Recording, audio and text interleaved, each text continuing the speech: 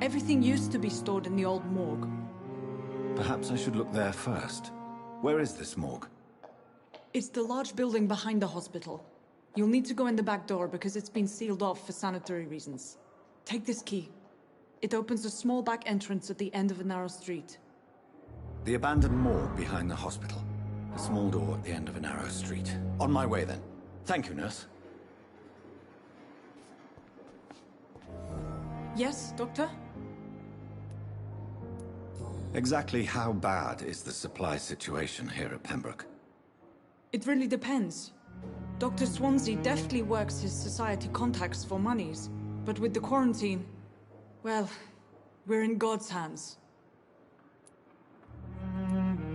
Please, could you point me in the direction of the morgue again? It's the large... Why then do you... At the Pembroke, we're always hands on deck.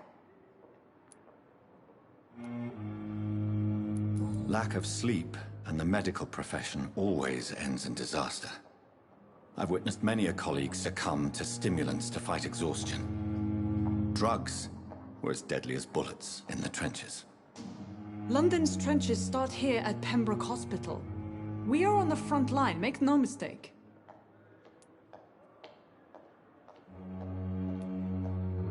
Your dedication to the Pembroke does you credit, Nurse Crane, but when do you sleep? We staff get our sleep when we can, Doctor. Nursing is a vocation, not the labor of a journeyman. That's all for now, Nurse Crane, thank you.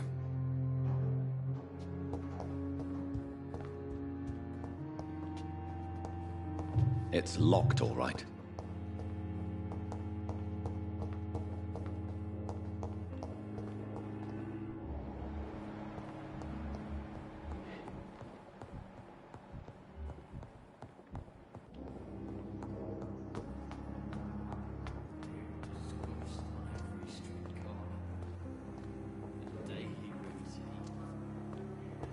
I have wasted too much energy for so little result.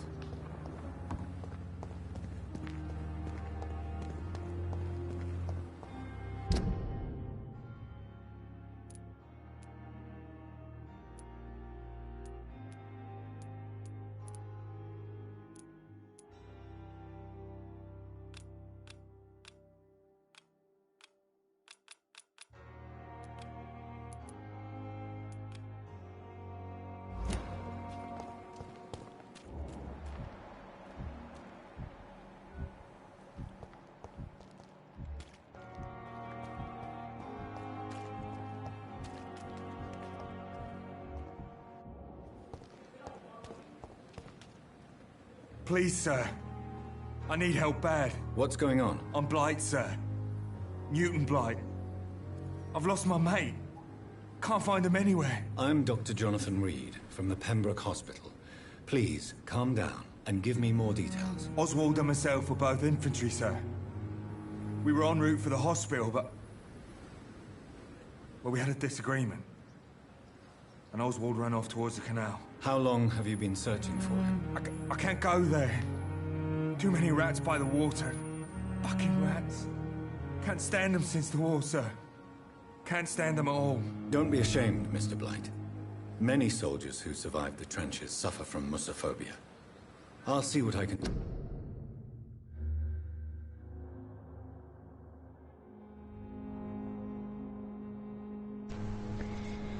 Bitch.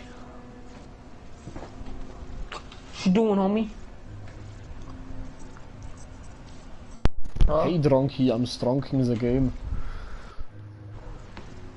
You mean the free vampire game? Yeah, I'm streaming it. Cool beans. Yeah. So, like 2 hours ago, I was in Merkava, and this guy in a Leopard 2A4 just got it and only had heat. He was firing at me for like 2 hours, and then he was spamming. He's like, "Hey, Merkava OP," and this shot right through his entire tank. So did he shoot at your turret or did he shoot at your hull? Turret. Ah. Yeah, I mean, the Merkava is made for that. And he was just complaining in chat for like 20 minutes of it. It's like, you get thermal and you get a really good APFSTS. Well, yeah, no shit. But you only, yes, but actually but you you get armor. only get gunner thermals, and you have very, very shitty tank for what you actually have. The only thing good is your gun, and that's literally it. I mean, yeah, because you can't go over hills, you can't peek corners, because you're, you know, they're just gonna blast your engine. Well, actually, going over hills is ideal fire. for you since you already have a sloped front, and going over hills makes it an instant bounce. No, I mean like big hill where the bottom of your tank tank sits up, can. where you can't shoot anything. That's your Stura Emil. No, I mean like I'm too used to my tanks actually having depression and the turrets being in the middle where I can peek a hill and fire. Well, you don't need a tank if you have it yourself. Well, dude, if I peek a hill and then just shoot my lower plate until I get lit 3 times, then it's just gay. Well, seems like your problem. Fun. And also once I got pretty lucky, so you know that it has like a spaced armor on the back of it? Yes, it has a lot of spaced armor in general. Yeah. I got pretty lucky. A heat round went through my rear and did jack I mean, and like it didn't actually go through, like it jetted out everywhere. And I just turned around like, oh, someone hey, penetrated your popping. So someone penetrated your rear, but it didn't hit your ammo or your crew, and you shot him. No, but it basically hit my rear, it didn't penetrate, I just turned around like, sup bro, what's popping? Jackie, nothing on that tier does not penetrate your rear. It was very weak heat because it didn't go through. Either There that is or no they weak cheat. heat. Either that it was some dumbass heat or it didn't go through my rear. Because he shot my rear No, and it did it got through your rear, but it simply didn't spawn enough because you don't have enough armor back there. Nor do you have anything very close together that the spalling, the little you have, would actually do something. No, the round will at least go through the rear and it can at least hit the engine. Well, maybe he bounced off your side, who knows? Well, it didn't look like it. It was like 89 degrees and just shot my side, like my rear, and it's like, sup, what's popping? I mean, it was a fucking British tank, so maybe you had hatch loaded, I don't know. No, then you would have definitely fucked you up because hatch falls like shit. Well, yes, but I've spruced them right now. No, I'm fucking around. No. I know. Are you? How's the game? Good. Huh? It's good. So it isn't like 13-year-olds in middle school being like, oh my god, I'm a vampire. No, Dreki. And if you don't mind, I would actually like to play the game, and yeah. Because you are currently being live streamed. Okay. Yeah, I wanna play. Not like you. Well, I kinda do. So you don't? Yeah, I do. Because the game is pretty dialogue based, and if I talk and you talk and I have dialogue in the background, no one fucking knows what's wrong. Oh, too bad. No, you.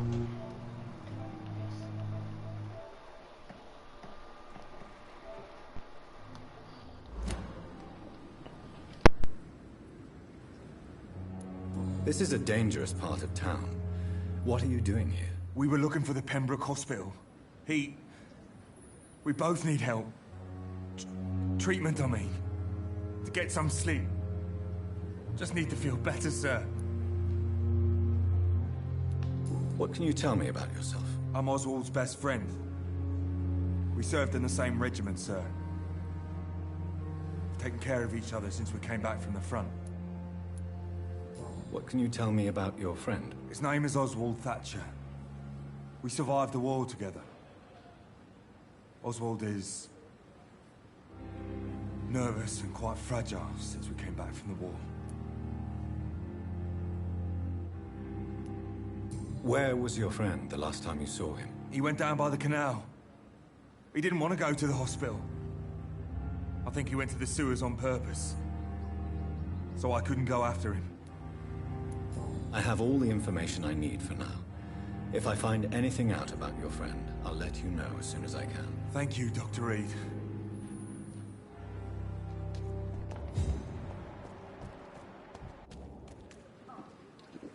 Good evening, Mr. Cox. Dr. Reed.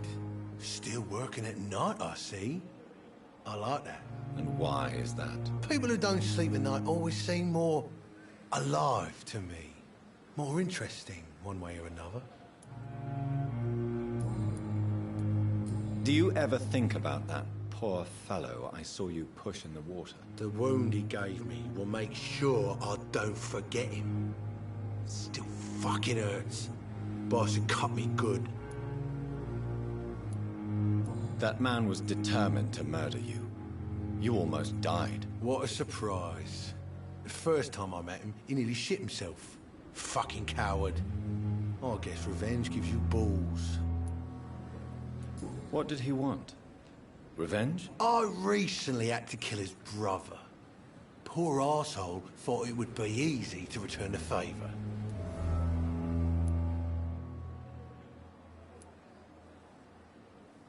Only the strongest survive, then? Survival at all costs. Is that all you think about? I'm the toughest bastard you'll ever meet, Dr. Reed. And I don't give a fuck what you think of me. How is your hospitalization going, Mr. Cox? This is a shitty place with shitty staff. As long as I'm treated all right, I'll be fine. What's wrong with the Pembroke staff? That bastard you sent to bring me here, Milton, I thought he was going to break all my bones before I reached my bed. I see. Any other smart comments? The nurses aren't too ugly. Especially that foxy one, Nurse Cray. Pretty brunette, tough attitude, all like that. What's wrong with the hospital? Come on, Dr. Reed. The place is a dump. Smelly, sad, and dirty. But you're alive thanks to the efforts and dedication of the staff here, aren't you? What are you expecting, a medal? I thought that saving lives was just part of the job. Must be an unsatisfactory profession at this time, I'm sure.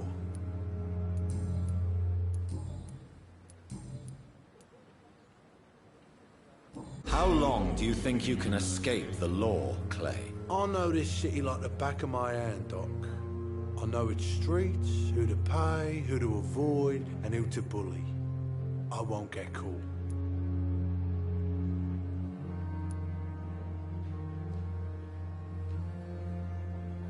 We can't escape the consequences of our actions. The past catches up with us in the end. I ain't afraid of death.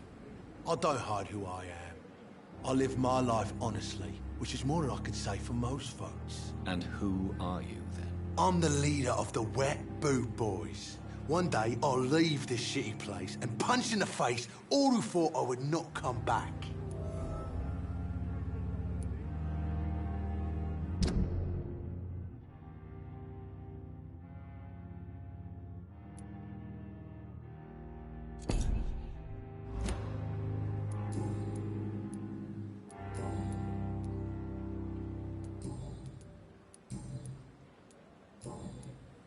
I'll leave you for now, Mr. Cox.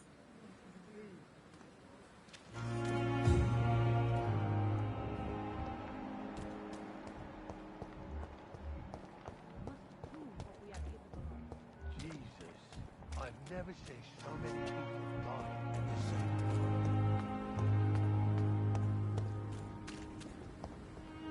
We've dodged death so many times.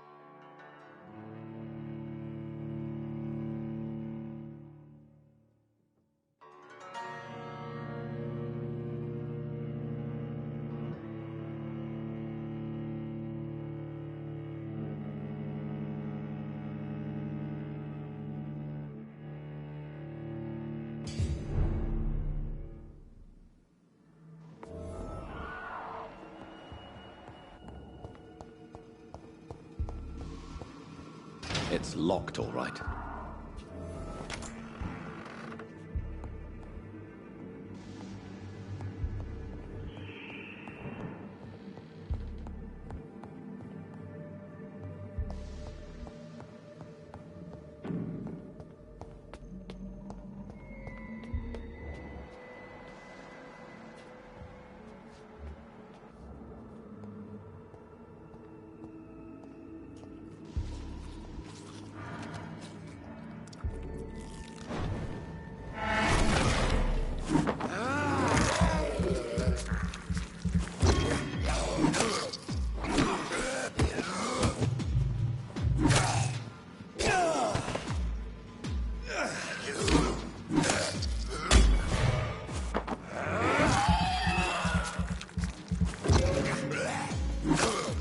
Behavior is similar to the infected William Bishop. Must be the same strain. This sickness moves faster than influenza.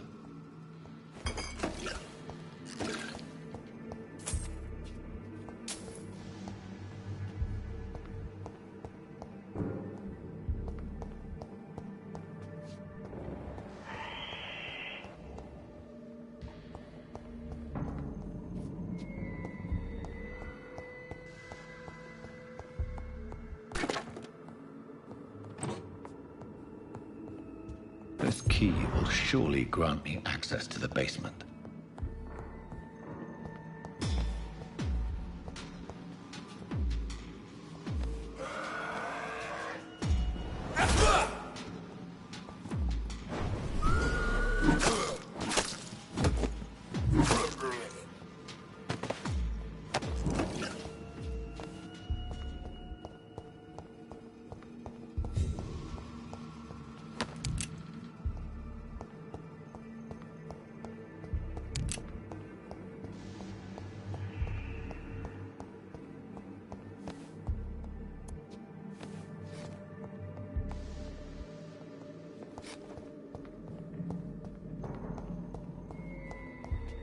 Balls of Mars, fortifiers.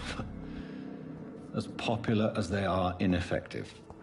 But they do contain iron tartrate, and that might prove itself useful.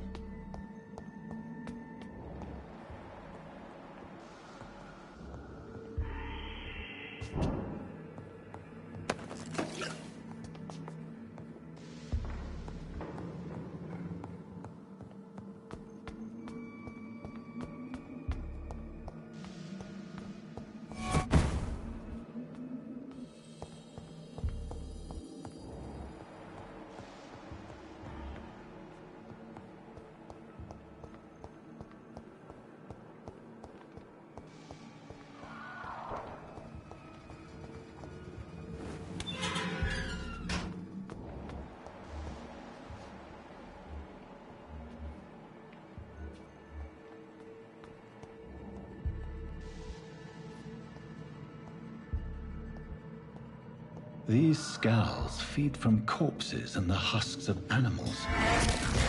They're not after me.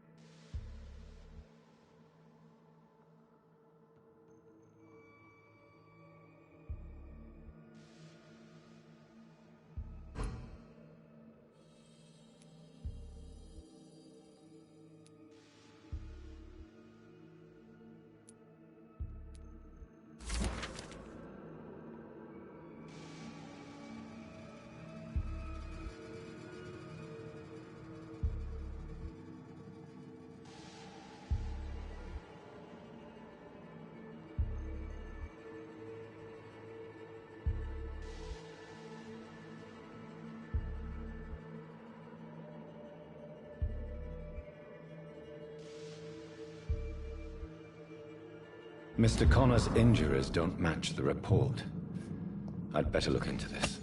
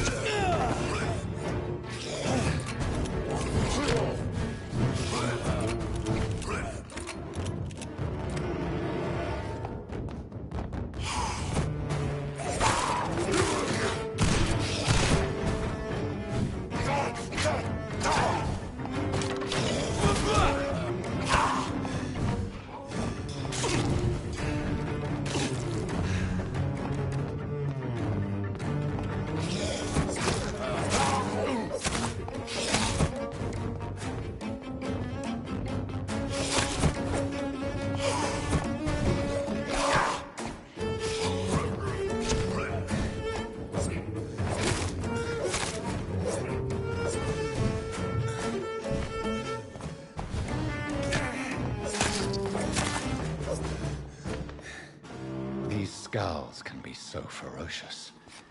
I'm not sure I can defeat them without becoming stronger.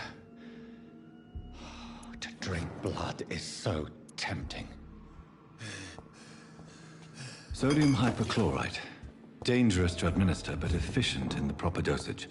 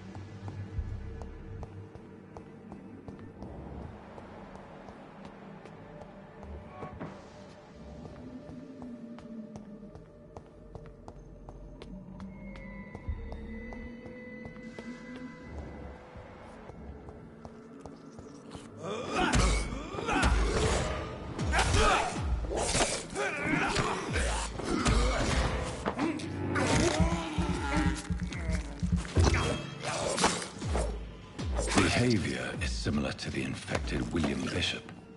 Must be the same strain.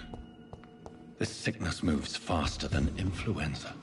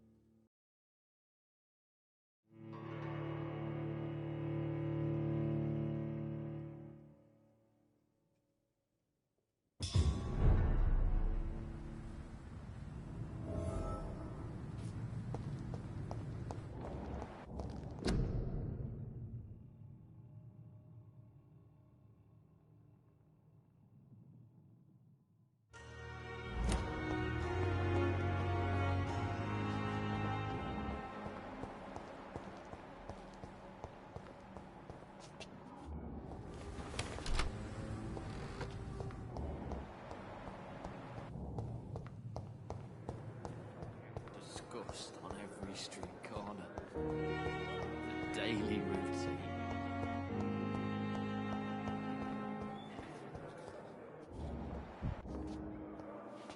Good evening, Nurse Hawkins. Good evening, Dr. Reed.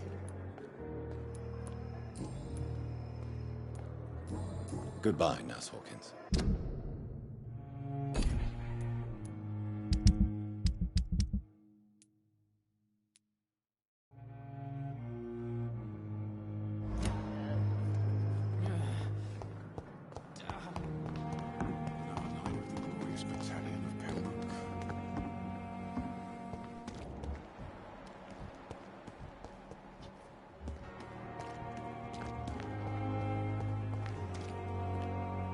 Good evening, Nurse Brannigan. Good evening, Doctor.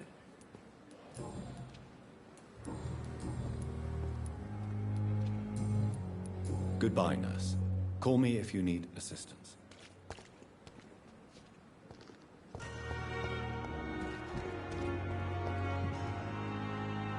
Good evening, Dr. Tibbets.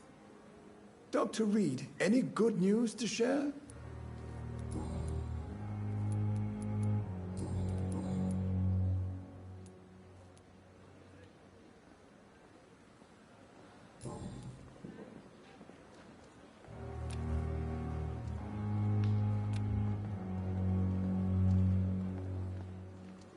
Do you need any medical assistance yourself, Doctor?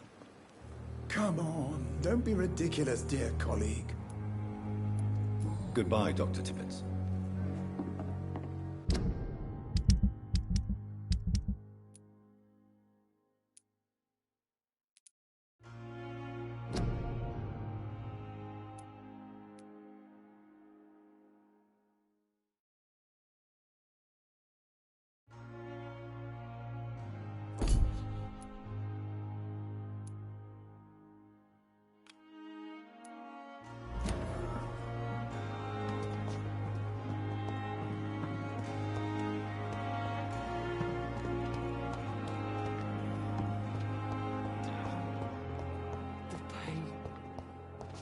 Here again.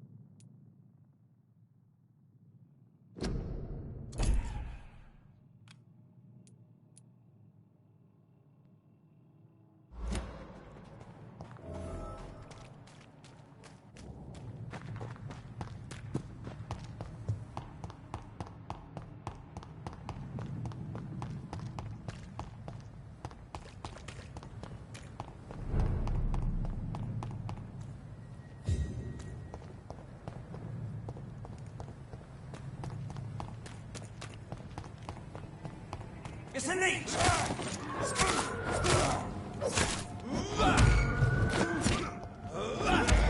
Steady, boys! Come on, over here!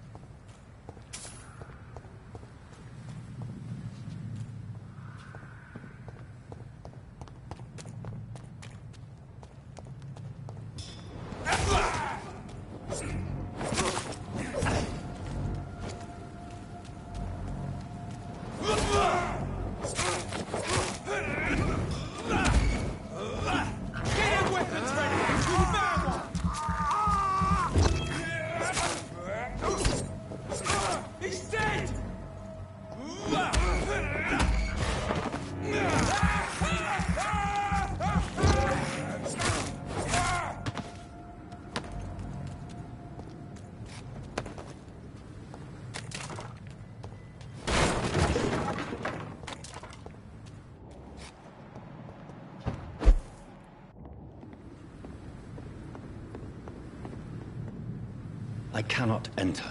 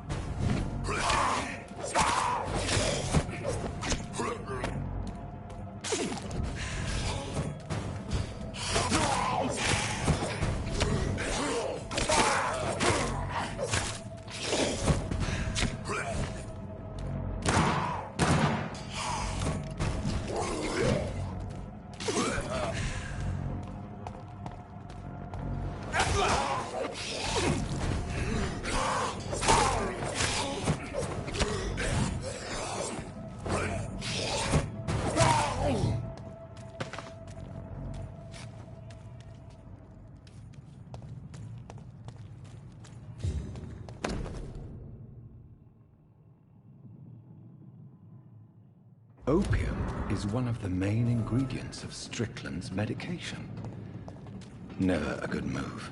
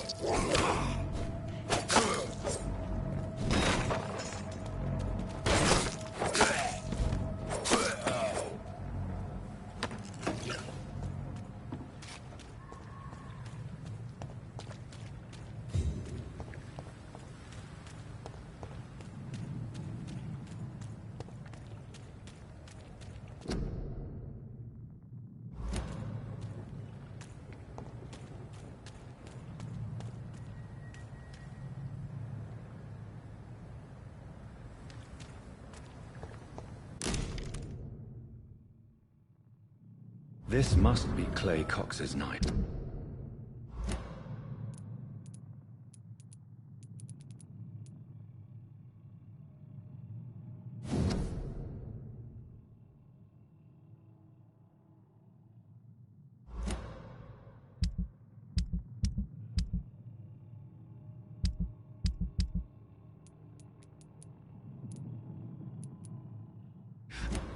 A fine blade. No wonder he wants it back.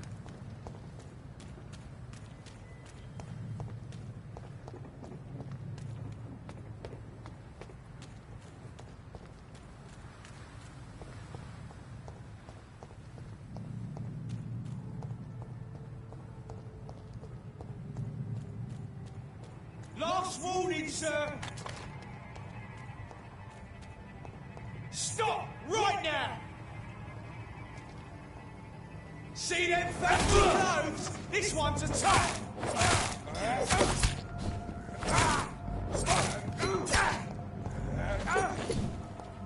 Dive, man!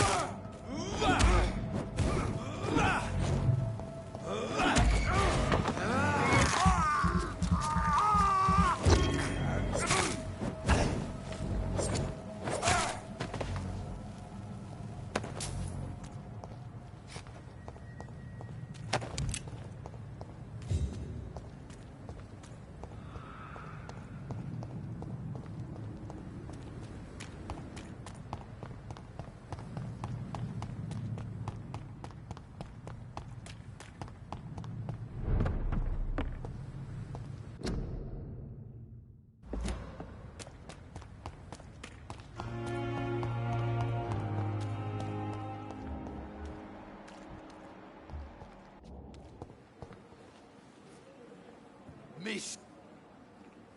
Hey, Doc. I have found the gift from your wife. In that case, you'll be properly rewarded, Doc. Clay Cox is a man of his word. I hope that won't make me an accomplice to your future crimes. Who knows what I might do now I feel invincible again?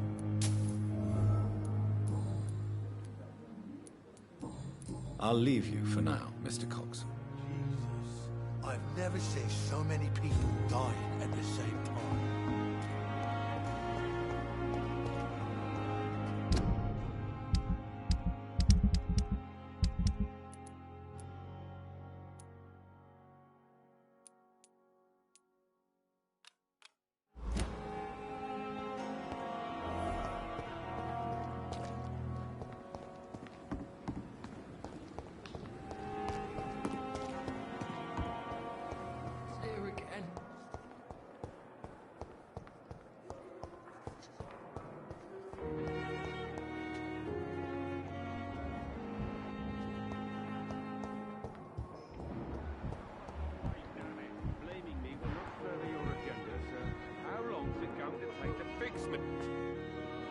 Good evening, Dr. Strickland. And good evening to you, Dr. Reed.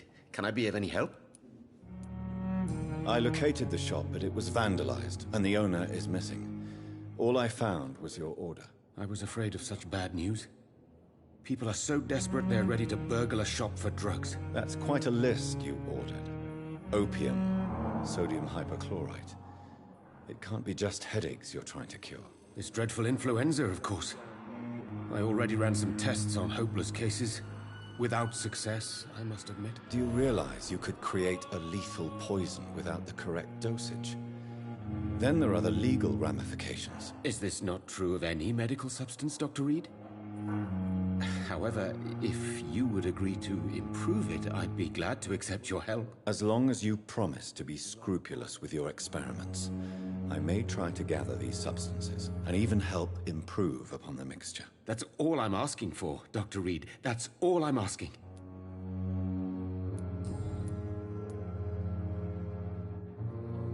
What do you think of Dr. Ackroyd's aversion to modern medical methods? It's a shame he's so narrow-minded.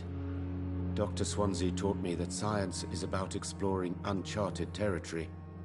I'm convinced that's true. With the influenza and all that's going on, you should put your differences aside, don't you think? Why is it so difficult to work together? I believe that if Dr. Ackroyd had been the one to discover the transfusion process, he would be the first to recommend its use. So you believe it's just a question of jealousy and pride? Dr. Ackroyd is as proud as he is blinded by his obsolete concept of medical science.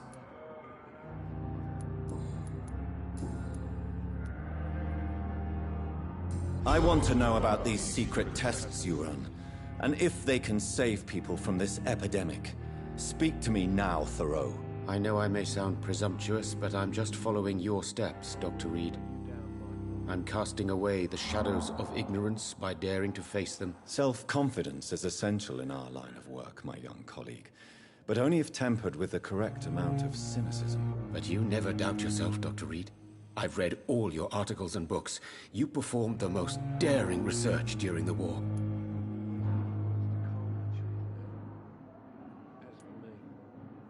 You have my support, Dr. Strickland. I know exactly what it feels like to battle an unknown disease with only your mind and force of will to help you. Thank you, Dr. Reed. You don't know what that means to me.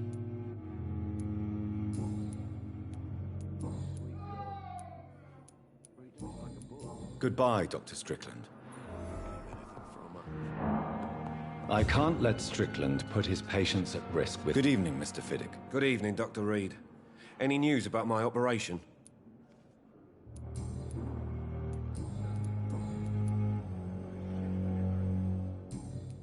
Goodbye for now, Mr. Fiddick. I'll see you later. You always knew the words to calm the children, Helen. Don't waste your time with me. What a bloody idiot.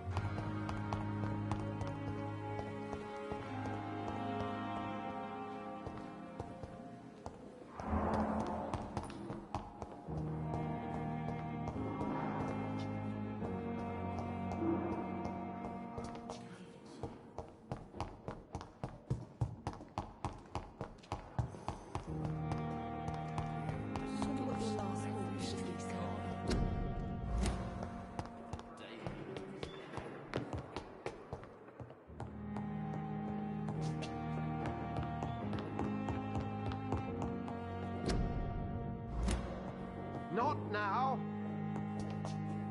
Please come back later.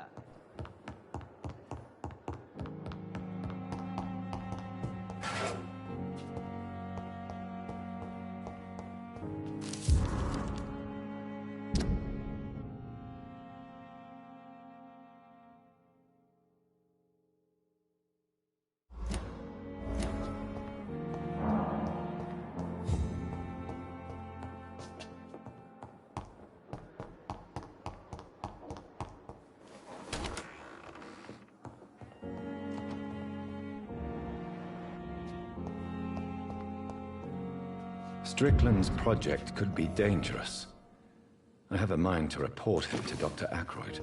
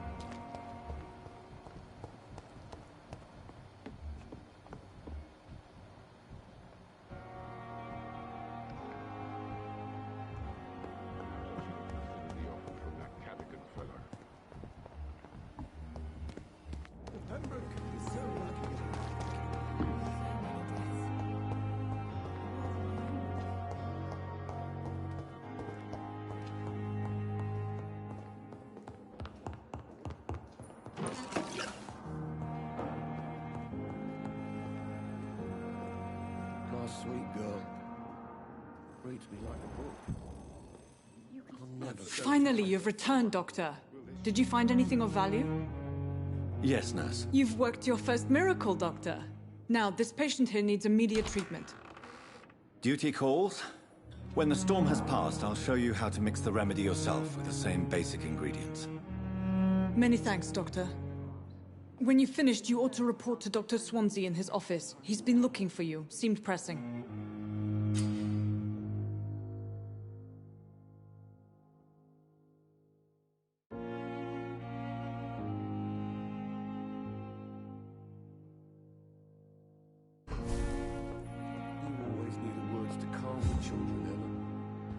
As for me, what a blundering idiot.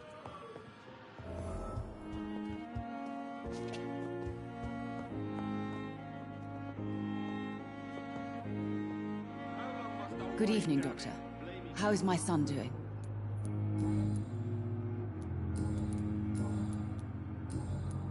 Goodbye, Mrs. Goswick. Good evening, Mr. Goswick. How are you? I'm okay. But in the circumstances, I'm willing to give you the benefit of the doubt. Do you need any help? I'm afraid I may, sir. I don't mean to be a burden. You are not a burden, sir. Healing you is my responsibility. And you have my gratitude for that.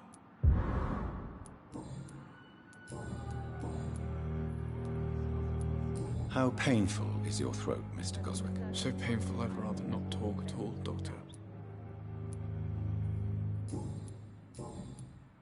I have to go now, sir. But don't hesitate to contact me if you need any help. Good evening, sir. Doctor.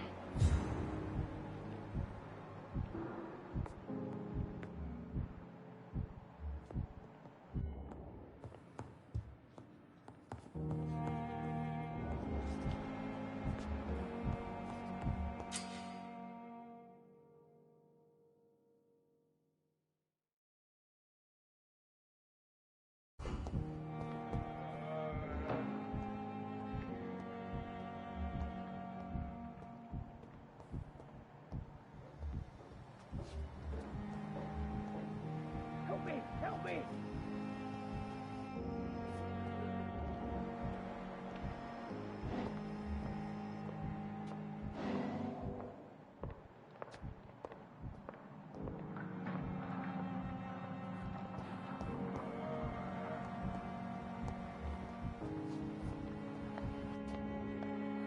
I'm quite busy right now, Dr. Reed.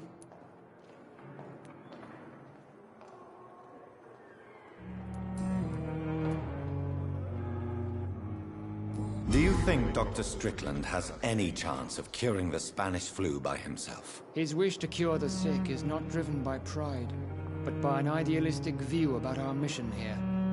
Honestly, I don't know which is worse. You consider him a good practitioner, yet you will not report his methods. Strickland may be a rival, but I will not use dirty tricks or regulations to prove him wrong.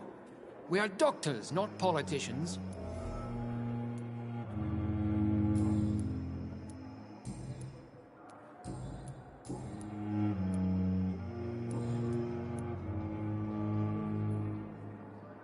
I know that you're a busy man, but I could use your help and advice. The great Dr. Reed honors me with a request. What is it exactly? Dr. Strickland devised an experimental drug for the Spanish flu that he asked me to manufacture. You know what I think of fringe medical experimentation? That's exactly why I want you to keep the result, Doctor. I made sure it won't harm anyone, but I'd like you to take care of it. I see. Put it in my cabinet. I'll give you the key. I'll make sure no one uses this medication by mistake. I'll do that. Thank you for your help, Dr. Aykroyd. Thank you for your trust on the matter, Dr. Reed.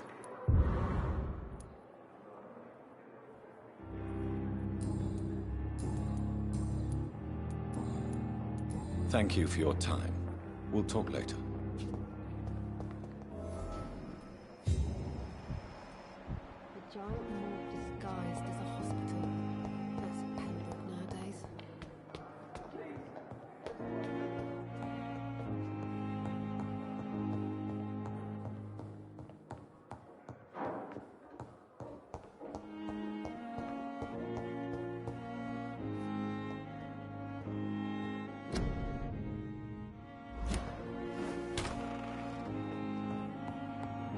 It's locked, all right.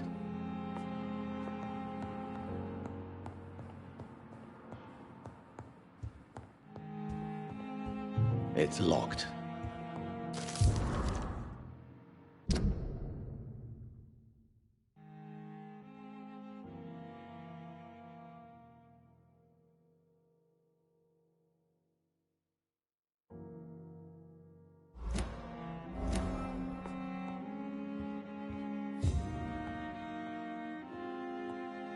Now that Dr. Ackroyd has been warned, he should make good use of this formula.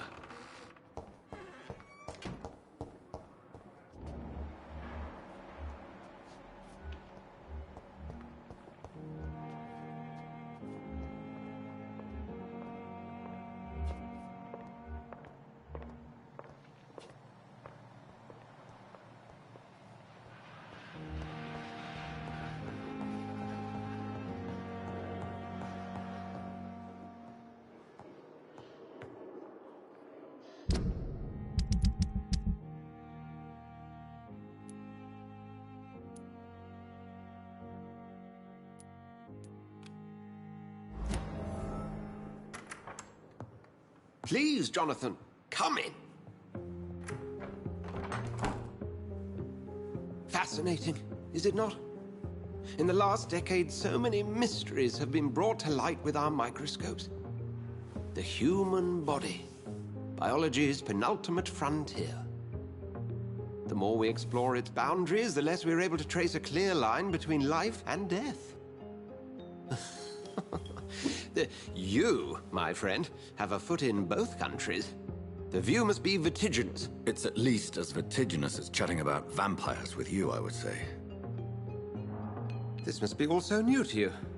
This area of town, the hospital, a brand new life. How stimulating it must be. I wish I could share your enthusiasm, Dr. Swansea, but my condition defies scientific categorization. Undead? Unalive? Immortality defies logic. I cannot express my thrill at this serendipitous turn of events. The world's most eminent specialist in blood transfusions, a vampire. One might say a gift from heaven.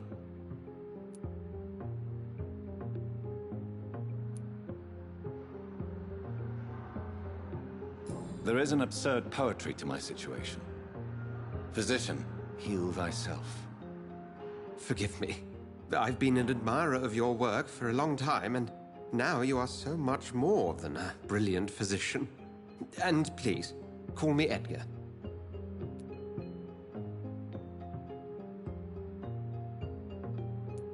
There is no need to apologize, Edgar. You offered me sanctuary when I had none. Very well. I have a task for you, Jonathan. Something that will require all your newfound skills. Please, go on. The Pembroke only survives through the generosity of our benefactors. Unfortunately, our main donor has found herself in a bit of a bind. Now, if you could help her out...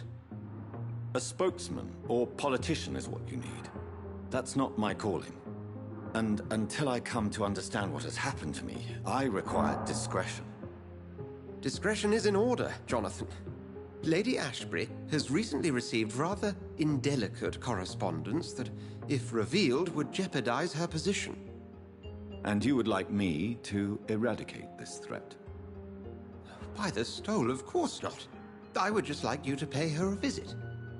Her ladyship is certainly near the tents outside, tending the sick. You can't miss her. Look for someone impossibly delicate. Accepted. I'll see what kind of trouble Lady Ashbury is in. Do you need something, Jonathan? I have just a few questions. Then ask away. I'm at your service, Doctor. Since I'm the one working for you, what should I know about Pembroke Hospital? Well, for many years, we have been the only medical facility in this part of town that people can rely on. We support the community here, as well as provide health care. Where do we stand today? Oh, to be honest, we cope on a day-to-day basis. The first wave of the Spanish flu last summer took us by surprise. We lack many of the basic necessities needed. What do you expect of me? What we need is hope. You were a soldier. This is a war. This white coat's still a uniform. We fight to help the poor, the sick of the East End, the forgotten. You mentioned something about a secret society. A brotherhood, if I recall. Could you elaborate? Certainly. I've been a member of the Brotherhood of St. Paul's Stole for several years. We are pledged to monitor and report vampire activity in England as impartial scientific observers. That explains your nightly wanderings about the docks and the questions you ask. I feel it wasn't mere coincidence that led us to that part of town.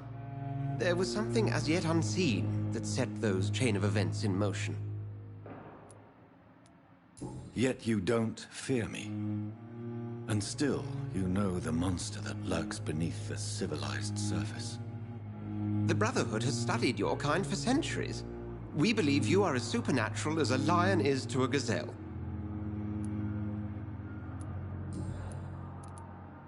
Since you seem quite the expert on vampires, what could you tell me about my condition and how it came about?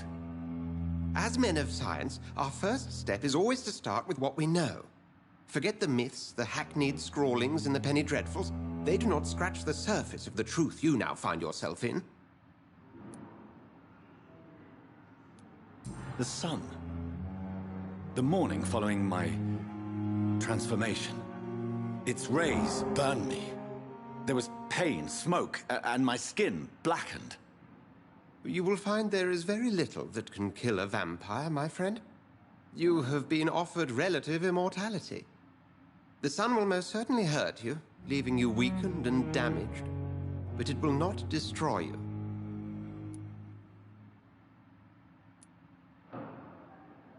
Must I take a life to live? You are a vampire. You feed, and blood is the sole sustenance that can sustain your immortal frame. And only a living creature contains the nourishment you require. The man we pursued and slew in the canning factory, William Bishop, I believe, was he a vampire? He was a Skald, technically speaking. The debate rages as to their classification. Some think them a subspecies of vampire, others something else. How do Skalds come into existence? The name means slave. The etymology may indicate that they are a lesser species of vampire. From what I know, vampires tend to despise them. Just for clarity, what differences are there between myself and a Skald? A Skald is easier to eliminate, Jonathan, even if they remain formidable foes for the unprepared. Vampires... Now, vampires exist beyond the mortal realm.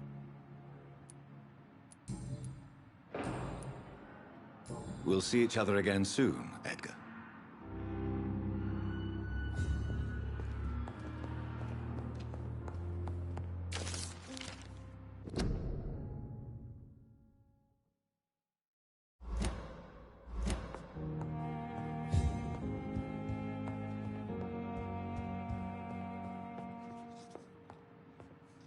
Do you need something, Jonathan?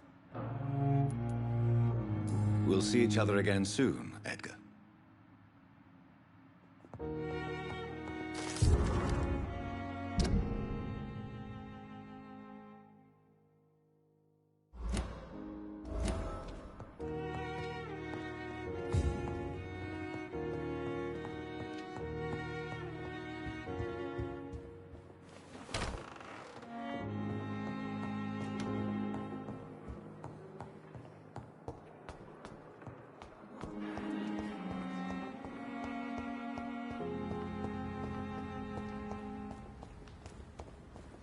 I'm sorry you ended up like Lane. I understand you must be very angry about this unfair situation. It's locked. I managed to arrange to have you buried in the same mass grave as your wife. I hope that might help.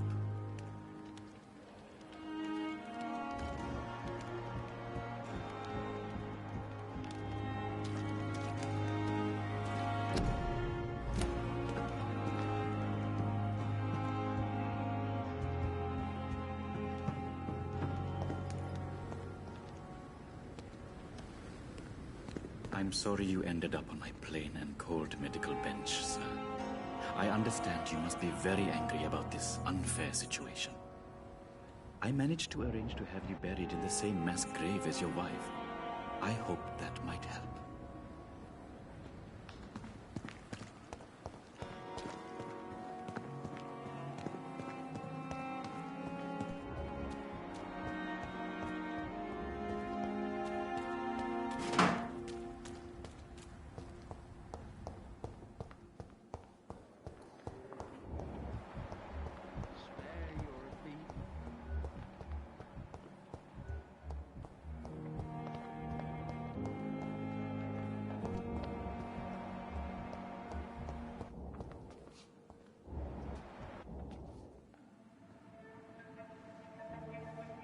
You don't mind if I search your pockets, do you, sir?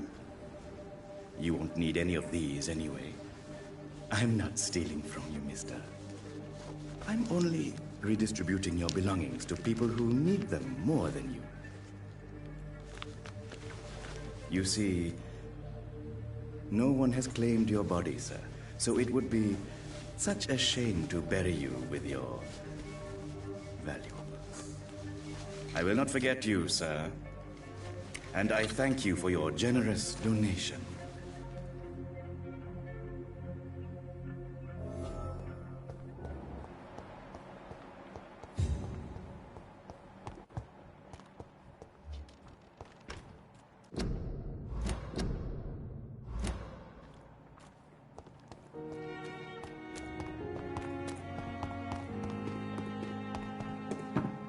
Never ceases to amaze me how you, the dead. It's locked, all right.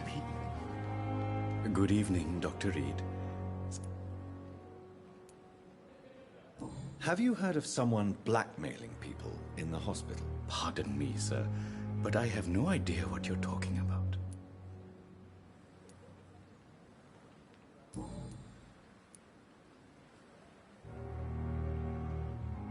Tell me the truth about your appointment as a medic during the war, Rakesh. The regiment administration appointed me by mistake. I had to learn the job on the spot, sir. Very hard, sir, but I rose to the challenge.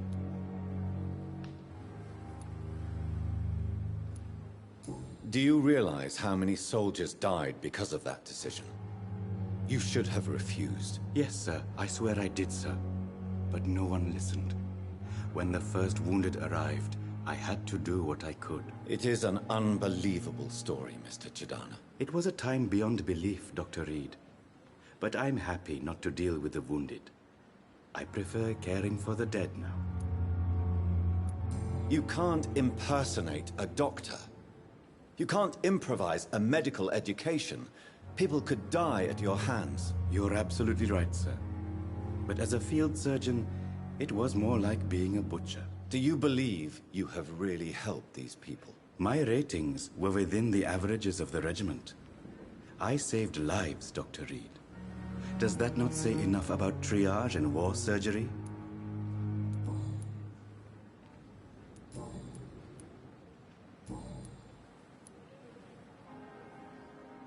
How dare you steal from the dead, Rakesh? Is that what your pawnbrokers is really about? These people are dead, sir. What they possessed could be useful for the living. And I'm sure they would agree if they could speak.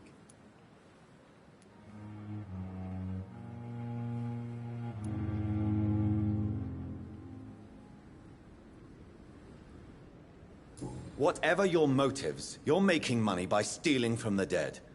Dr. Swansea should be informed. No offense, sir, but Dr. Swansea is one of my customers.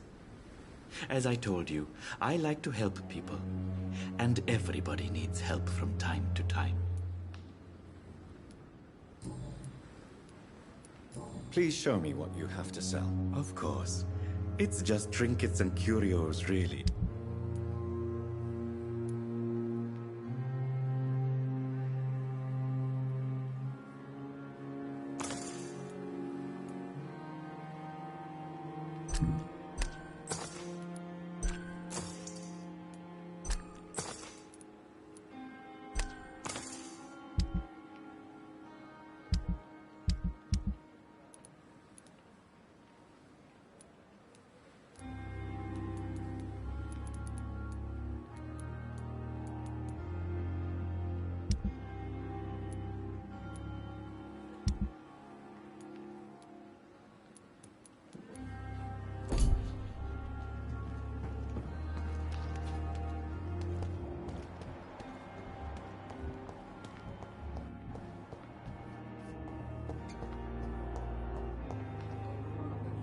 Good evening, Dr. Strickland. And good evening to you. Have you heard any talk of blackmail going on in the hospital? If you're running some official inquiry, you had better question the patients. They know more than the staff, especially old Miss Jones.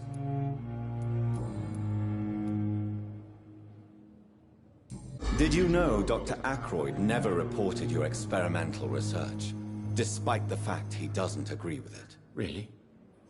I didn't suspect he knew about my work. I must confess I am surprised. Perhaps he thinks you should realize for yourself the danger of what you're doing. See how condescending he can be? My God, he can be so irritating.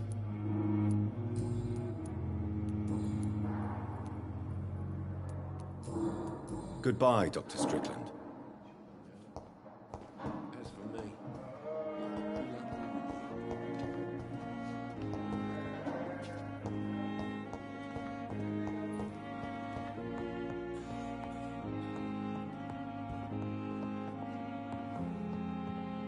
My sweet girl reads me like a book.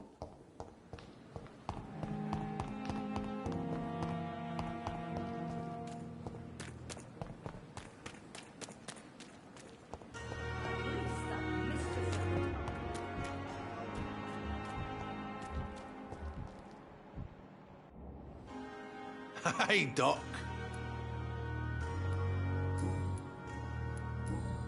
Have you heard of any underhand dealings going on in the hospital? Blackmail?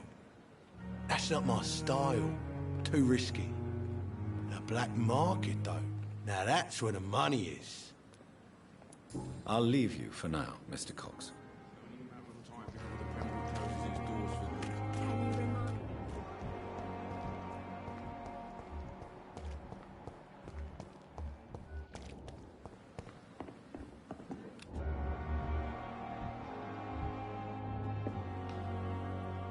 The flu took my dear wife, Emily.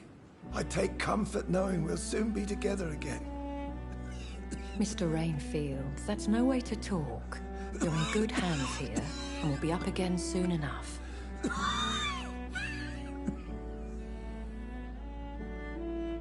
Now do me a kindness and get some sleep.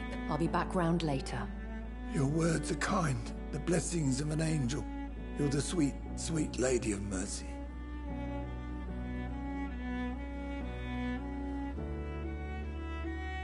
Good evening, Dr. Reed. It's a pleasure to see you again. You seem surprised. Dr. Swansea has brought me up to speed concerning your recent appointment to Pembroke Hospital. You're a vamp... The lady who saved me that night, before vanishing into thin air. I remember you from the pub with Dr. Swansea. Indeed. Allow me to introduce myself formally this time. My name is Lady Ashbury. I remember you well, in spite of the brevity of our encounter.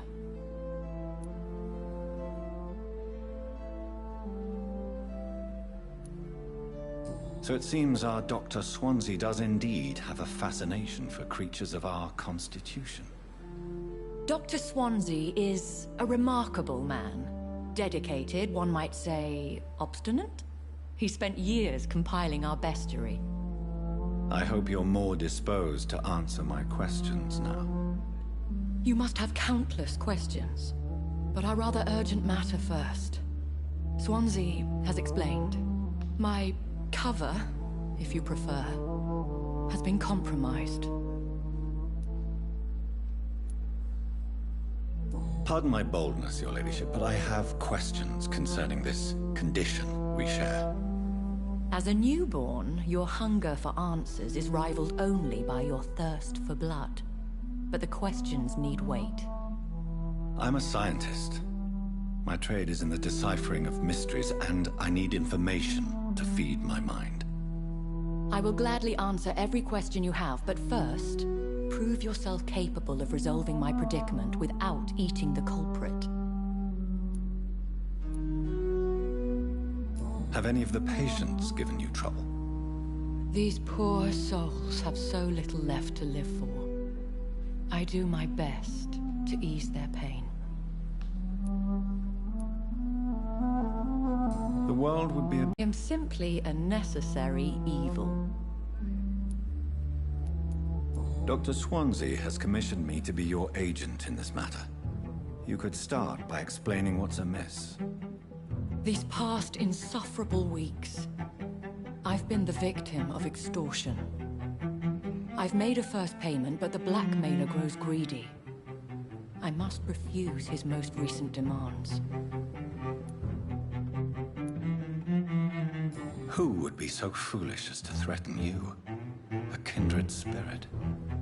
Even if it were the case, and I highly doubt it, a vampire would have asked for something more valuable than money. My suspicions lean toward a patient or their family. What are your expectations? Please be precise. As the newly appointed surgeon of this hospital, you are in an excellent position to ask innocent questions and deftly learn the identity of my blackmailer.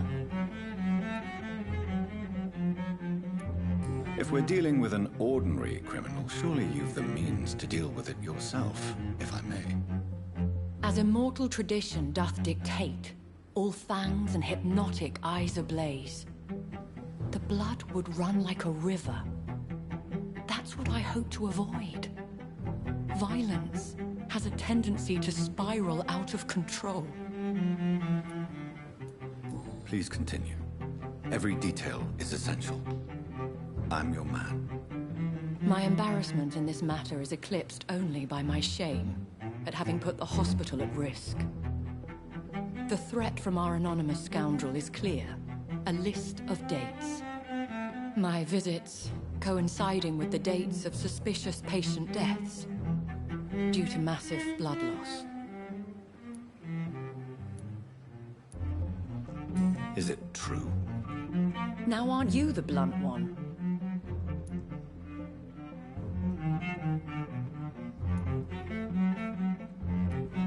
Excuse my impertinence, your ladyship. This is not an interrogation. I assure you that this line of questioning is in your best interest. In all honesty, I'm not simply a patron to the hospital. My visits serve a dual purpose.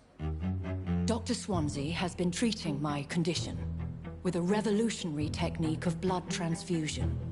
It seems you are a specialist in the domain. I'll take care of it. Do you know where I should start? If that was the case, I'd settle the matter myself. You could talk to our local gossip, Harriet Jones. Not a pin drops here without her hearing about it. I'll meet that woman now. My life, as others know, is in your hands, Dr. Reed. I'm sure of your discretion, but I do fear your powers of persuasion will be put to the test. When this is resolved, I'll be your obligé. I'll answer all questions in regards of your condition.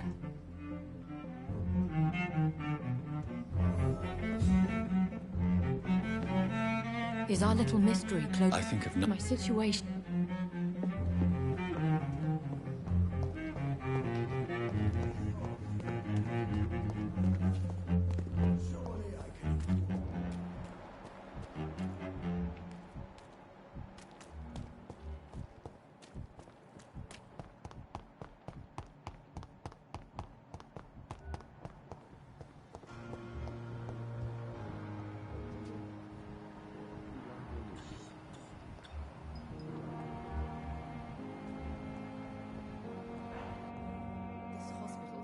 Good evening, Mr. Fiddick. Good evening. Have you heard talk of any blackmail here at the hospital? No, nothing.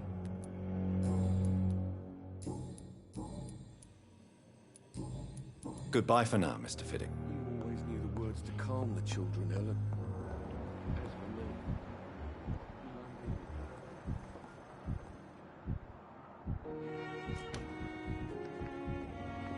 Dr. Reed, may I help you? What can you tell me about the epidemic, Nurse Crane? I've been out of touch since I've come back to England. Everyday folk don't know how bad it is. The papers certainly won't tell them. Not as long as the war is raging. News on the front stated that the Spanish flu was under control, at least in Britain. It seemed to be for a while, but that was only last summer. It returned with a vengeance just over a month ago. What can you tell me about our patients here at Pembroke? This hospital was founded to help the East End poor and needy. But since the war and the quarantine, we've had all manner of folk. Can you be more specific? Well, veterans, the elderly, dock workers. We even have a few mental patients. If there's space, we take them.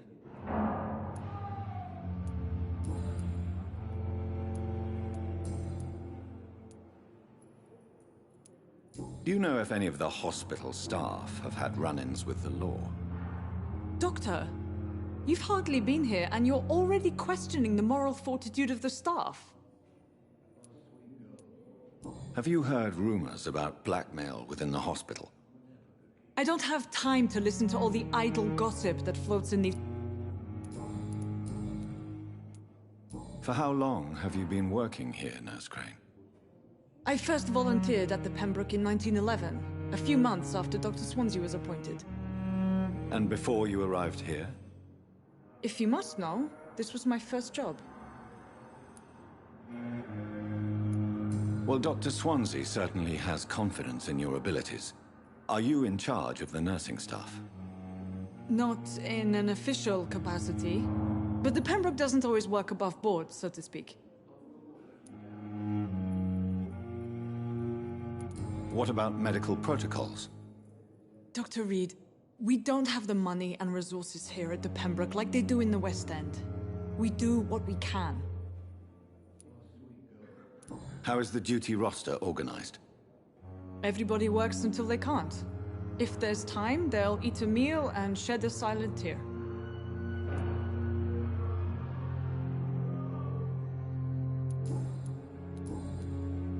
I'll see you later, Nurse Crane.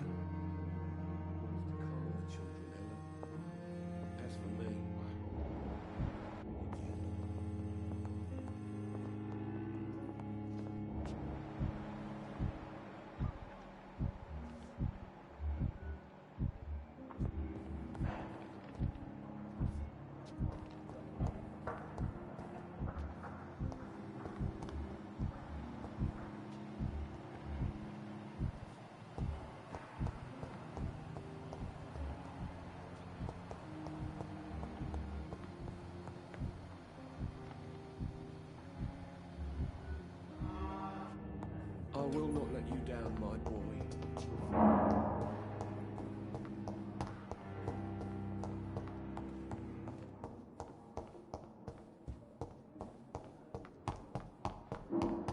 My sweet girl. Reads me like a book.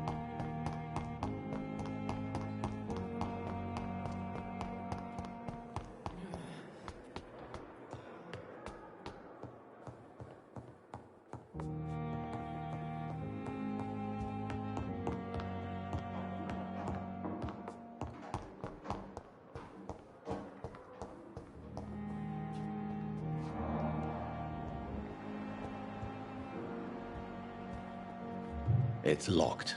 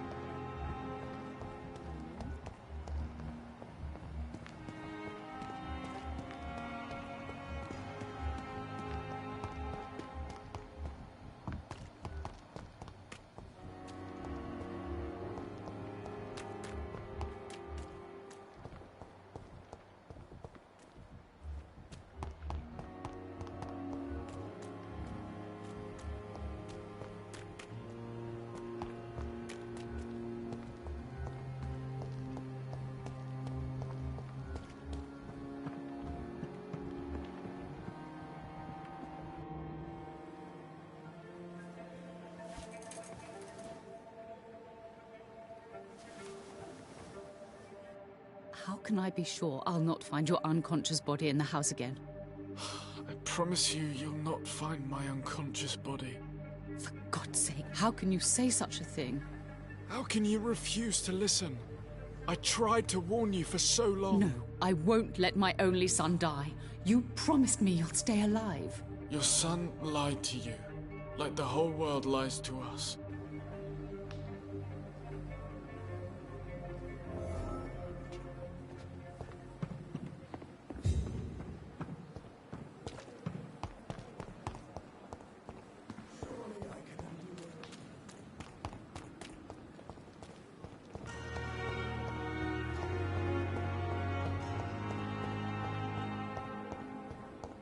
This shift never end.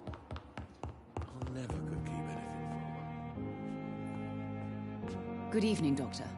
How is my son? Have you heard rumors of blackmail going on in this hospital? Dr. Reed, are you trying to take advantage of me? Of course not, Mrs. Goswick. I'm just curious. Well, go be curious somewhere else, please. I've read your son's medical report, Beatrice. It's not the flu or anything life-threatening. What has you so worried? He was at death's door when he was brought here. I just want him to be better as soon as possible. He's not out of the woods yet, you know. He might need to stay here longer than expected. Take care of him then, Dr. Reed. People here only seem to focus on contagious patients. I worry my poor Mortimer will be neglected.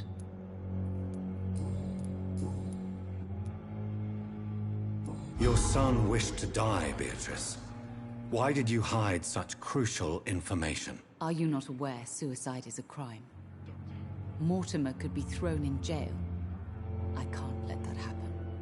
I won't. I understand you fear the legal consequences, Mrs. Goswick.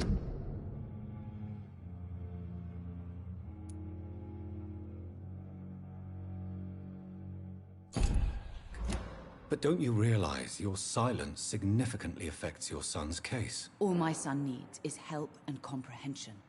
Not judgment and punishment for what he may or may not have done. Goodbye, Mrs. Goswick. Good evening, Miss... I'm okay. Have you heard rumors about blackmail? No. Your medical report says you're not affected by the Spanish flu. What do you think of that, Mortimer? Does it make me happy? Not in the slightest. If it was up to me, I would have left this place long ago. I know I don't belong here. And why do you think you don't belong here? I know the staff have more important things to do than look after me. There's plenty of patients here who need their attention. Admit it, Mortimer. Your mother had you hospitalized here because you tried to kill yourself. Yes, it's true. All right, then. This is the first time we've really shared information about your case. Shall we call this progress? Call it what you want, Dr. Reed.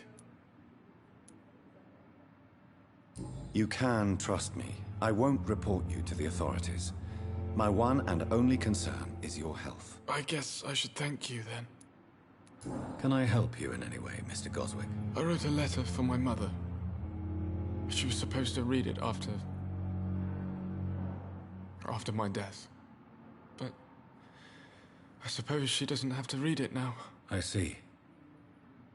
And is this letter still near the place where you tried to take your own life? Yes. And I don't want anyone reading my last words. I mean, I'm still here. If you bring me back that letter, then perhaps we'll talk.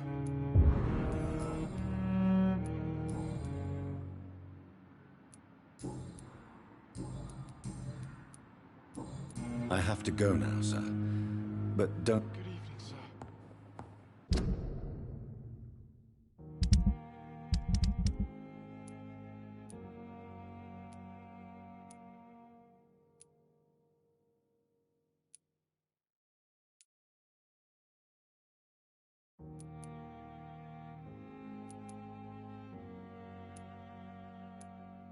Doctor.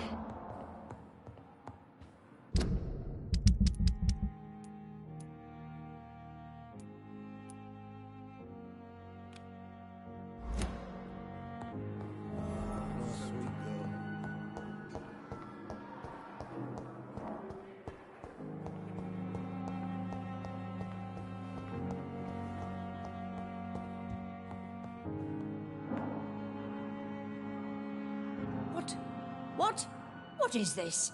Who are you? Get out of my room. There's no need for alarm, madam. I'm Dr. Reed, the new surgeon. Preposterous. Dr. Reed, you say? I don't want some bumbling intern. Where's Dr. Swansea? Please, calm down, madam. I assure you that I am highly qualified. I'm just back from war duty. How brave. Threatening an old defenseless woman. You know how long I've been a patient here? You've picked the wrong fight. I'm Harriet Jones. Harriet Jones? Indeed. I've been meaning to have a chat with you.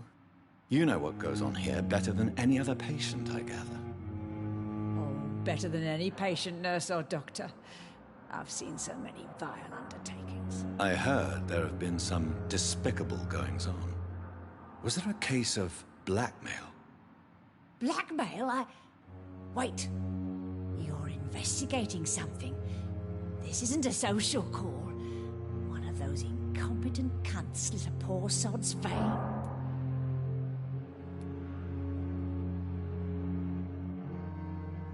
You seem to know more about the goings-on here than anyone else. Beware, Miss Jones, in case suspicion should fall on you. That's it. Blame the old and infirm. I see those little bitches' greedy little eyes. Just waiting for me to pop off they are. If I didn't know better, Miss Jones, I'd be inclined to say you enjoy this type of idle gossip. God's honest truth, Doctor. It's just the way it is here. Most of these bitches would let you freeze to death before getting you a blanket. I assure you, madam, this is not an investigation into a possible medical error. Debauchery, then? Nurses Crane, Hawkins, Brannigans, whores, all of them. They can't keep their legs shut. I've seen them scratching slutty sores. Really? Well, if you have irrefutable proof, I'll not have the staff behaving in such a manner here. This is your business, Doctor, not mine. But I swear one of the nurses is cavorting with some man on hospital hours. Thank you for your time, Miss Jones. You've given me something to go on. See you on the next round.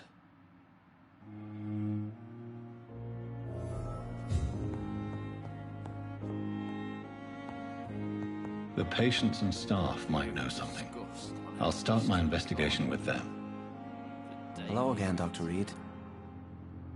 Goodbye, Miss...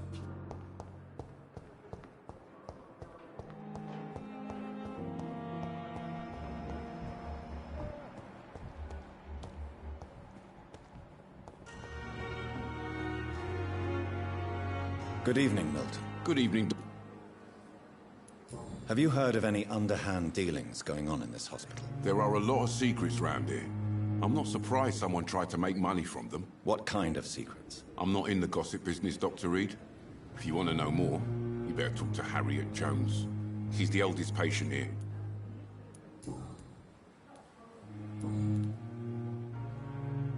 I'd like to see your goods. Wise choice, Dr. Reed. A reliable...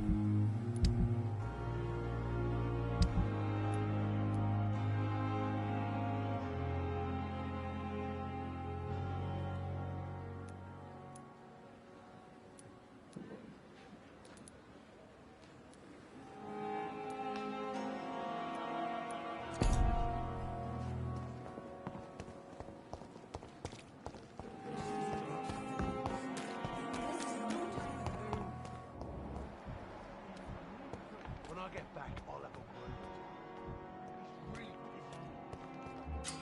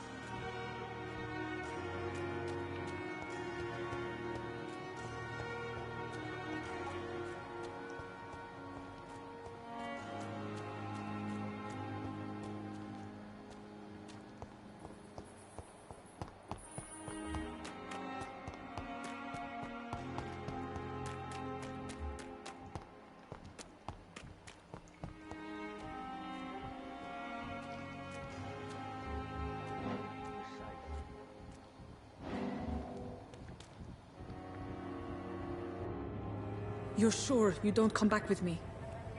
Nah, I have to see someone at the hospital. Be careful. You look so bad they may keep you as a patient. Fuck 'em. I don't like hospitals. Or doctors.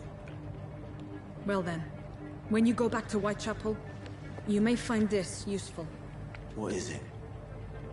A pass for a free medical exam by the best nurse available. Just read it. I don't read well, but thank you, I guess.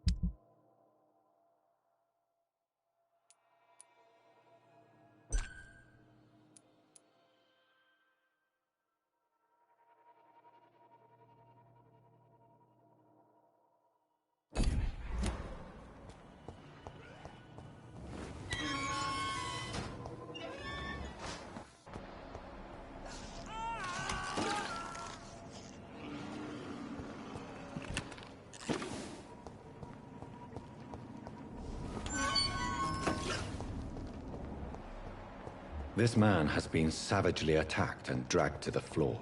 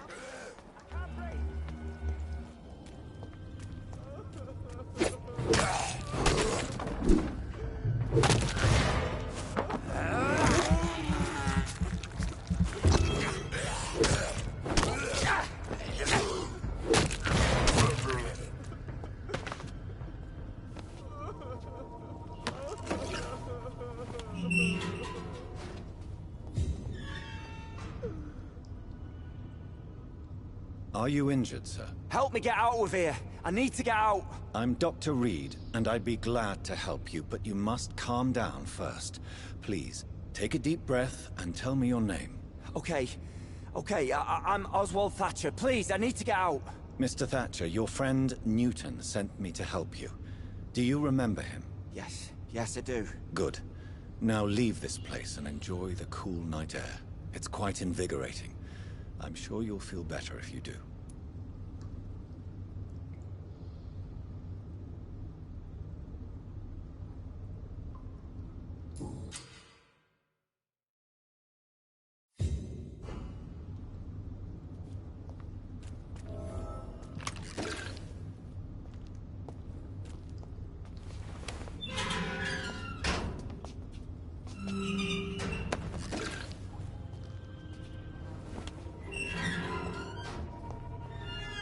Are you sure you're all... Yeah.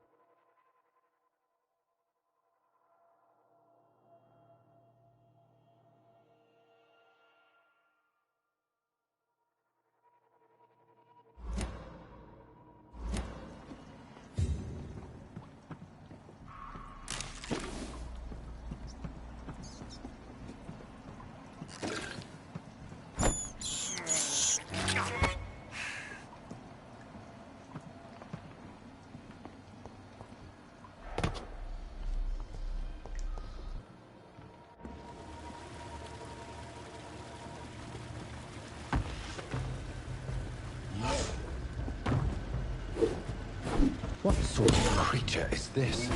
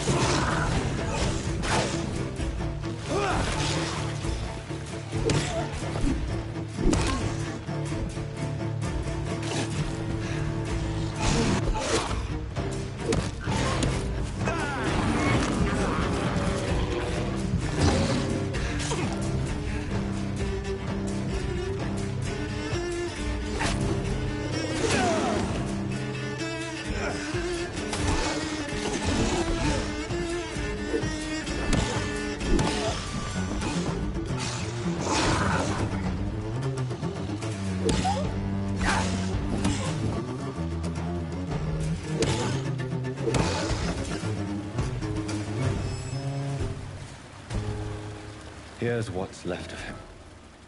Not a lot to check.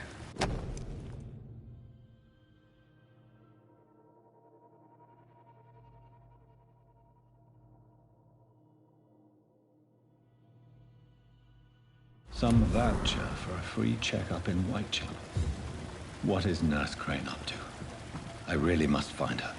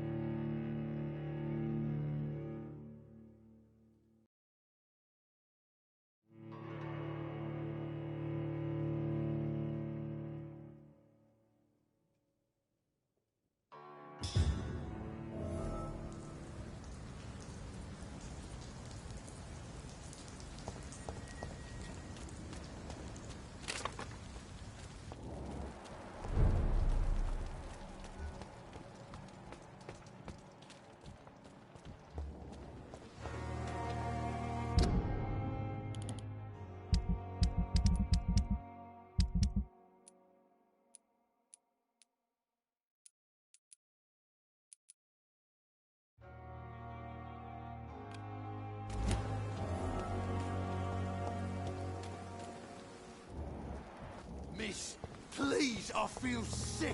Get over it now.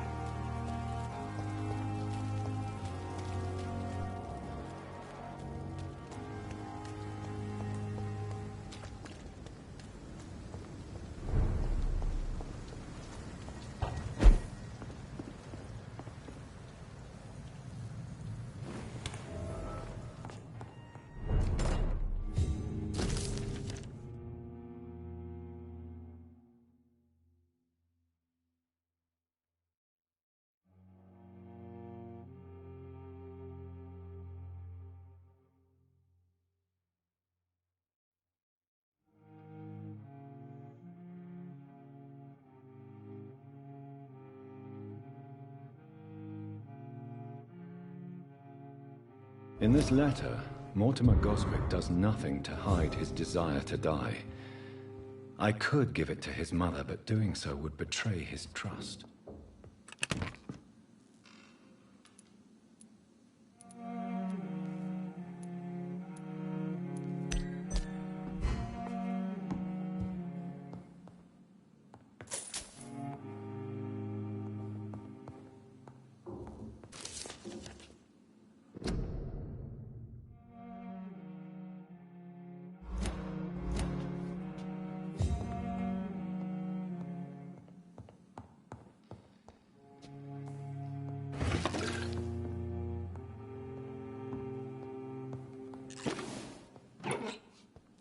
It's locked, all right.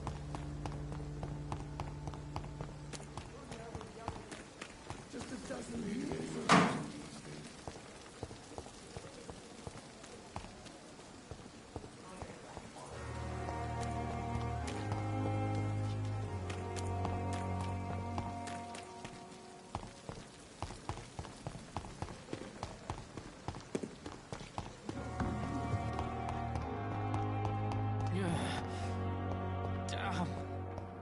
The pain. It's here again.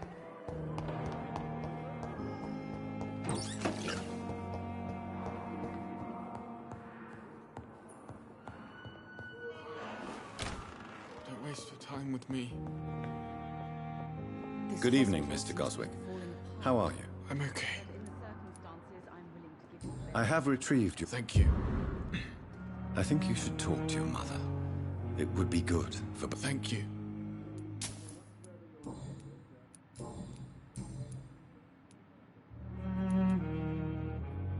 Tell me about yourself, Mr. Goswick. I don't want to talk, Doc. I've read your letter, Mortimer. You wrote about an unbearable feeling of despair while the world crumbles around you. Tell me more about it. There's nothing more to say, really. It's hurtful, it's unbearable, and I don't ask anyone to understand what I feel.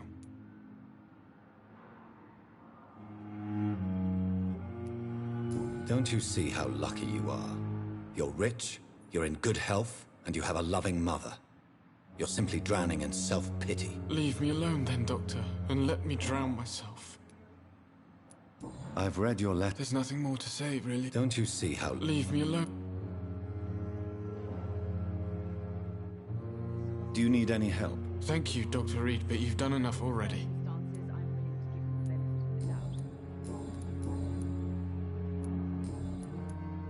I have to go now, sir. Good evening, sir. Doctor. Good evening, Doctor.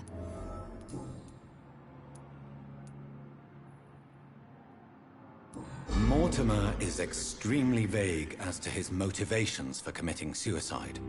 Tell me more about what you know. As you say, Mortimer had no reason to die. All he said to me was that he wanted to make the world a better place, but couldn't.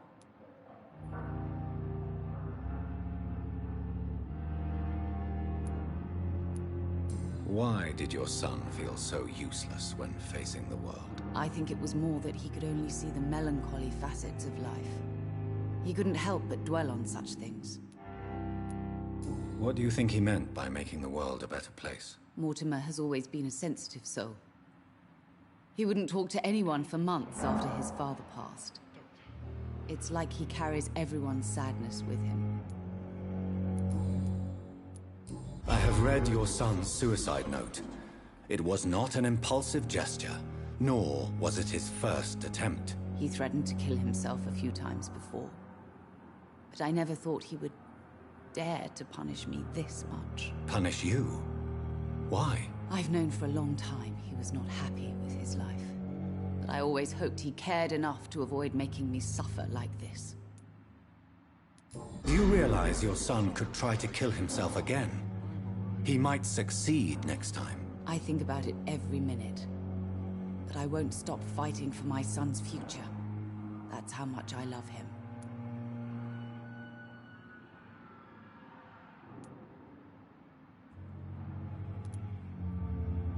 You're right. Your son... I can't give up on him. I just can't.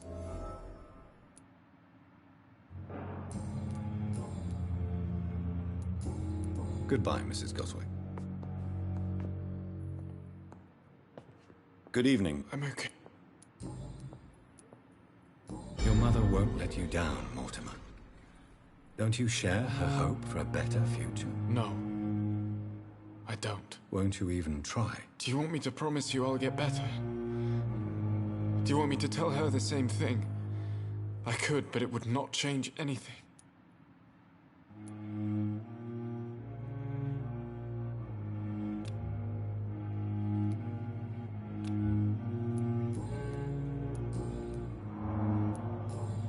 I have to go now, sir. Good evening, sir. Doctor.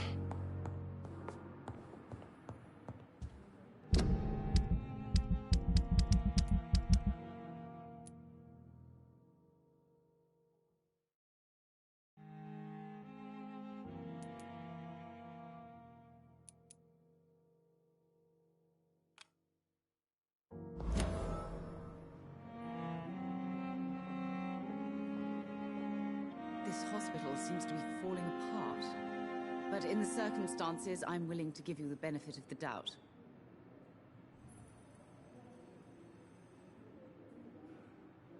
I'm all right.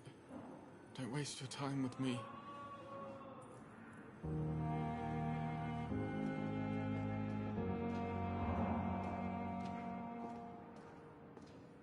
You always knew the words to calm the children, Helen. As for me... Good evening, sir.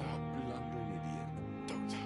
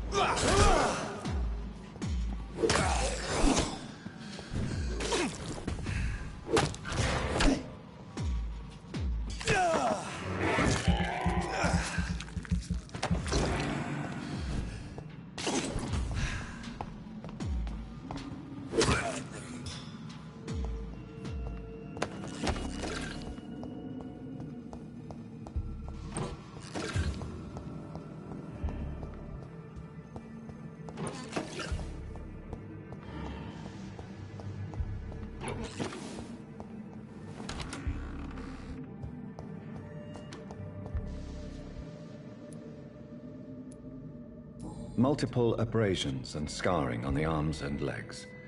Old and distinctive injuries of a sailor or a fisherman.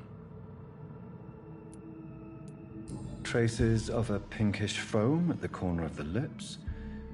Some sort of drug overdose, perhaps? The chest was originally opened to perform the operation. The sutures are clean, but the chest has been reopened. A puncture over the left lung, possibly a chest tube insertion. Not the cleanest work, but I think it was successful. Signs of internal bleeding. So, Dr. Tippett's anesthetics were incorrectly dosed, causing the patient's death. And then he tried to operate on him again. Tippett has made an egregious error. It's time we talked. Tippett has made...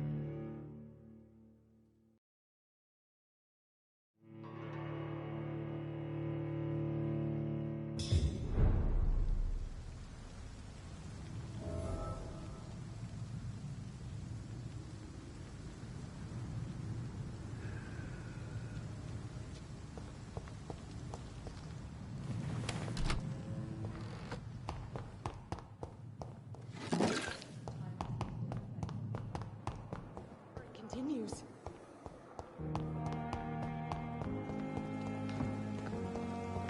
If Pembroke is still standing after this epidemic.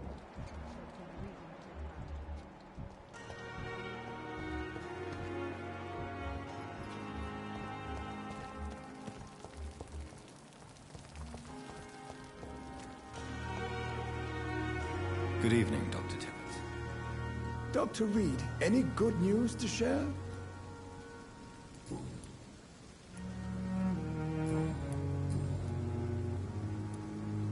Corcoran, I want you to tell me about Mr. Connor. How did he die? What happened? He was my patient. He died because of my mistake. That's the blunt truth.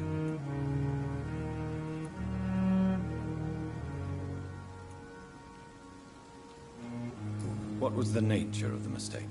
It was a twofold error. My diagnosis was wrong, and the administered dosage was too strong. Why not stop practicing? Are you mad? I killed that man, I admit it, and it won't happen again. I have saved so many lives since then. Who was this patient? I don't know. Some sick man from the docks, maybe a fisherman. I had no time to talk with him. No one claimed a body.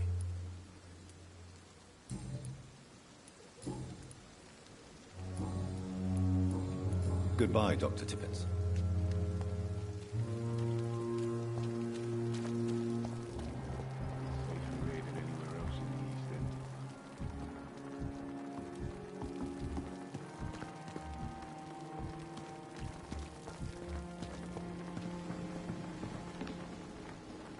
Good evening. Good evening, Doctor.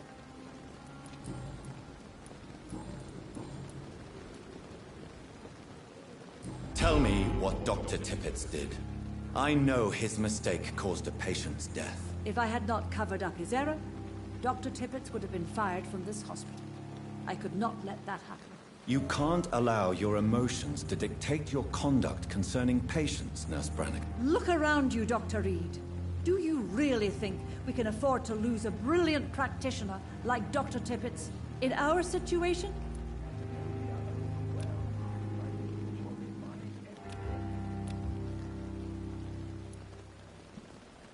I can't say I approve of what you did. But as a field surgeon, I know that some situations require you to bend the rules. I'm not proud of what I've done, but to contain the epidemic must be our priority, so we can't afford to lose Dr. Tippett.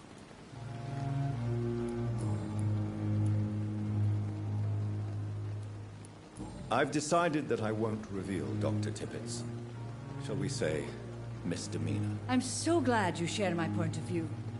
Dr. Tippett is a brilliant practitioner, We most definitely need his know-how. I hope you're right. This is a huge risk we're taking. Dr. Tippett must regain his confidence. Please, keep this decision between you and me. He doesn't need to know you found out.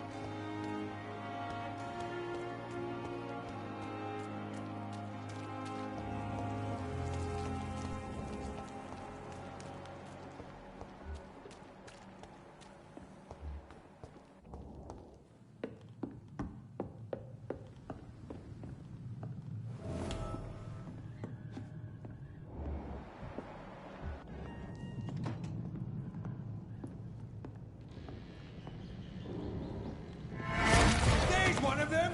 Watch your... Bastards!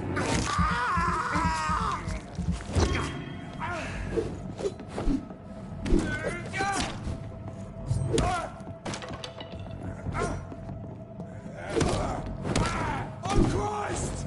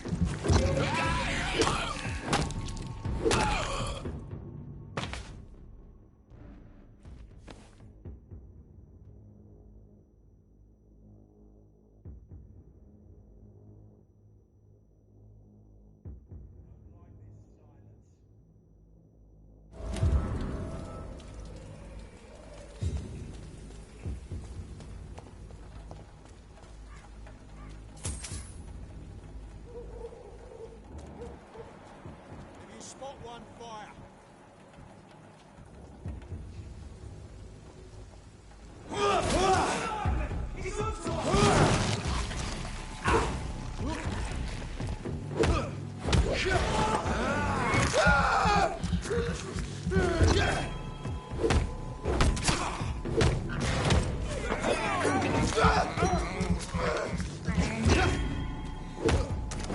That leech is fast! Ah!